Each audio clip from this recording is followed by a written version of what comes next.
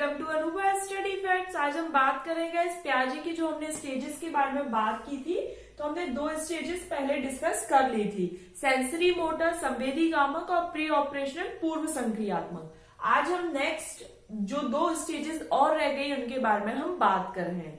और जो इनकी सब स्टेजेस है, सेंसरी मोटर की सब स्टेज से एक आध क्वेश्चन अगर कभी पूछ लिया जाता है, हालांकि सीटेट में नहीं पूछा जाता है लेकिन फिर भी और एग्जाम्स में अगर पूछ लिया जाता है तो अलग से जो सेंसरी मोटर की सब स्टेजेस है उसके ऊपर में एक वीडियो बना दूंगी। आज हम बात कर रहे हैं आगे की जो दो स्टेजेस और है उनके बारे में। तो कौन कौन सी स्टेजेस है उनके बारे में हम बात कर लेते हैं।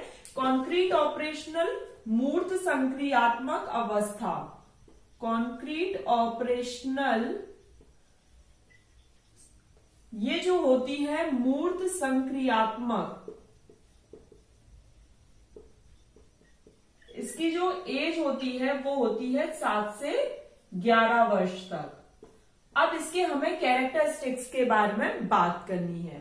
तो सबसे पहले जैसा कि इसके नाम से स्पष्ट है, कॉन्क्रीट मतलब जो बच्चा है वो मूर्त चीजों की समझ लॉजिकली लगा पाएगा। लॉजिकल थिंकिंग डेवलप तो हो जाएगी इस एज तक आते आते, लेकिन कैसी चीजों की, जो कि कैसी होंगी, कॉन्क्रीट होंगी, मूर्त होंगी, जो उसके समक्ष होंगी।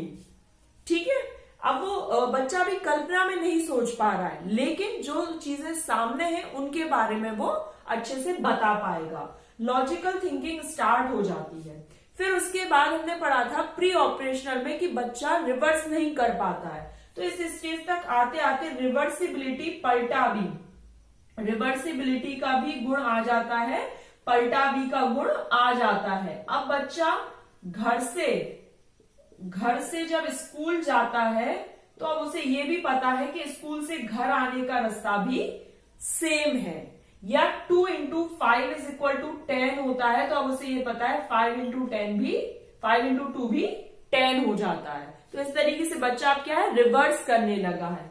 फिर बात आती है कि बच्चा क्लासिफिकेशन का गुण, वर्गीकरण का गुण समझ लेता है। जैसा कि आपको इस डायग्राम में दिख रहा होगा कि वर्गीकरण का गुण किस प्रकार से सीख लेता है। जैसे स्क्वायर स्क्वायर एक तरफ लगा देगा, ट्रेंगल ट्रेंगल एक तरफ कर देगा, सर्कल सर्कल एक तरफ कर देगा, इस तरीके से क्लासिफाई कर देता है। सीरिएशन का गुण आ जाता है, एक सीरियल में लगाना सीख जाता है बच्चा। अब जो मोस्ट इंपॉर्टेंट यहां पर इस स्टेज की जो कैरेक्टरिस्टिक है वो हमें पढ़ना है कि बच्चे में कंजर्वेशन का गुण आ जाता है। देखो अब इस डायग्राम से, आप पहले इस डायग्राम में देख लो, फिर हम यहाँ पर कंजर्वेशन, संरक्षण का गुण समझते हैं। संरक्षण का गुण कैसा होता है कि बच्चा अब सभी एस्पेक्ट्स देख पाएगा। पहले क्या होता था, जैसे ये दो बीकर है, एक लंबा और सकड़ा बीकर है, यहां पर थोड़ा सा हम चौड़ा बीकर रख देते हैं। ठीक है, हाइट में ये छोटा है। प्री ऑपरेशनल में क्या होता था, बच्चा केवल एक एस्पेक्ट देख पाता था। अब जो 100 ml वाटर है वो इन दोनों में है। ठीक है, अब उससे एक आ गया कि इस 100 ml वाटर को इसमें पोर कर दिया जाए, डाल दिया। अब उससे ये पूछा गया कि किसमें वाटर ज्यादा है, तो बच्चा क्या बोलेगा, इस ए वाले बीकर में, बी वाले बीकर की तुलना में ए वाले बीकर में ज्यादा है। लेकिन उसे अभी ये नहीं पता था प्री ऑपरेशनल में कि जो उसी बीकर से अगर वो दूसरे बीकर में पानी को डाल रहा है तो क्वांटिटी तो सेम रहेगी। लेकिन वो क्या देखता था, एक एस्पेक्ट देख लेता था। जैसे उसने हाइट देख ली, उसने ब्रेथ नहीं देखी। अब कंजर्वेशन आते आते बच्चा ये समझ जाता है कि भले ही चौड़ा हो, सकड़ा हो, उससे नहीं, वो हर एक एस्पेक्ट को देखेगा कि यहां पर अगर लंबाई ज्यादा है तो क्या हुआ, यहां पर चौड़ाई ज्यादा है। तो ये सब चीजें क्या है, कंजर्वेशन में आ जाती है। डिसेंट्रेशन वाला गुण आ जाता है कि बच्चा आप सभी एस्पेक्ट्स को बहुत अच्छे से समझने लगता है, केवल एक एस्पेक्ट पर ही नहीं टिका रहता। ठीक, ईगोसेंट्रिक धीरे धीरे खत्म हो जाता है। अब बच्चा ये भी समझ लगता है कि मेरा जो फेवरेट टॉय जरूरी नहीं वो सबका फेवरेट टॉय हो। तो इस तरीके से गुण आने लगते हैं। फिर आता है ट्रांजिटिविटी। उसमें क्या था, ट्रांसडक्टिविटी था, ये ट्रांजिटिविटी है।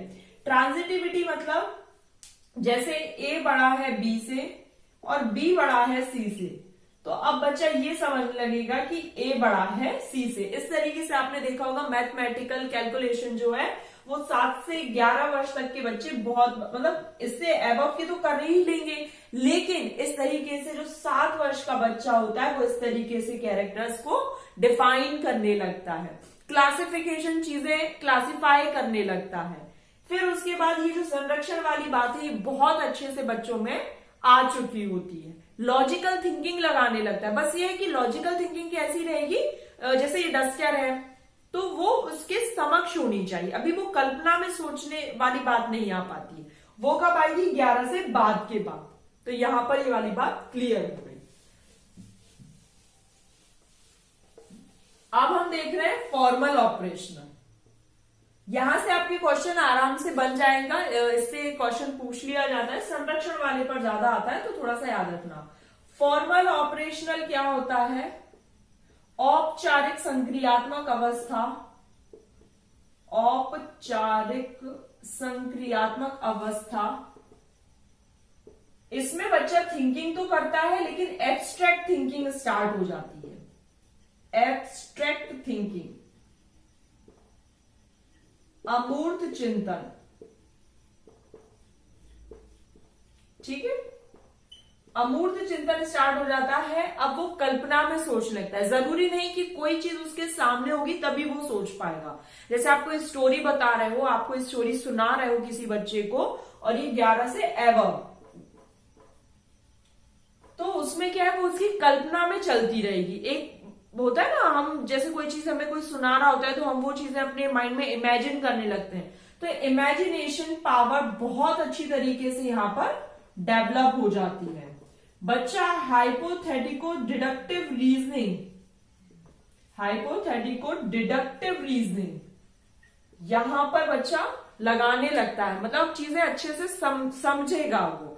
ये जरूरी नहीं कि हर चीज उसके सामने हो, वस्तु उसके सामने नहीं होगी तो भी वो बहुत अच्छे से कर पाएगा।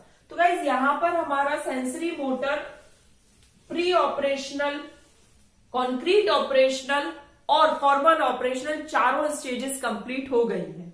अब हम पियाजे से रिलेटेड जो भी इंपॉर्टेंट पॉइंट्स आते हैं, जैसे थॉट पहले आता है, लैंग्वेज पहले आती है, डेवलपमेंट पहले आता है, जो चीजें फैक्चुअल है उन पर एक अलग से सेशन ले आएंगे। छोटा सा ही सेशन रहने वाला है।